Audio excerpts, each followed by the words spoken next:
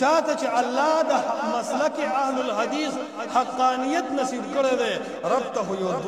یو دوه رکعات د ورځې قضا لازم وګڼه چې رب ته لږ جاړو چې اے ربا شکر دې چې دا مینه د قرآن او د حدیث دې راکړې ده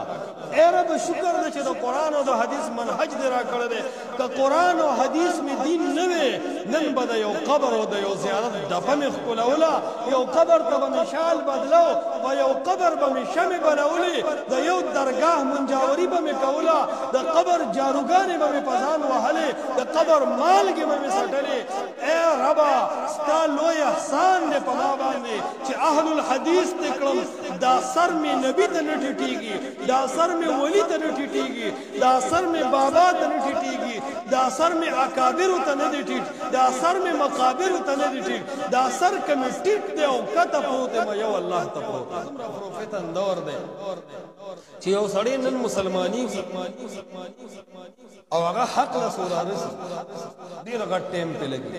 زموږ معاشره داسې جوړه ده چې قرآن او حدیث ته 1000 دیوالونه جوړ شوي دي چې ته مسلمان شې نو دوه تقسیمه تاله مخې ته پراته دي عقیده کې به چا پسې روانې ماتوریدیانو پسې به که اشاعرو پسې به دې اختلاف نه چې ته وځې ستا به ګیره او سر سپینې بھائی فروغ کہ امام ابو حنیفہ رحمۃ اللہ علیہ پسے کہ امام شافعی سے پسے بزے کہ امام مالک رحمۃ اللہ علیہ پسے کہ امام احمد بن حنبل رحمۃ اللہ علیہ پسے یہ رجزے امام ابو حنیفہ رحمۃ اللہ علیہ پسے ٹھیک دے جی بیا متقدمین اور رائے لڑے افضلیت ورکے قدم متاخرین اور رائے لا فدیب مستا لس کا لجن تیری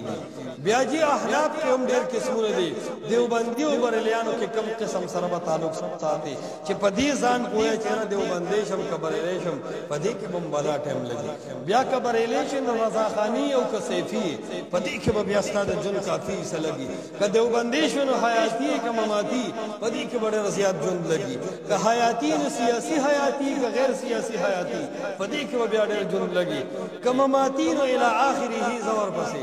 پدې هزارو د چکونه چې تر راوزي او چرته په نصیب کې د قرآن او د حدیث نوم وو چې درته یو اهل الحدیث ملنګ عالم ترته دعوت ضرور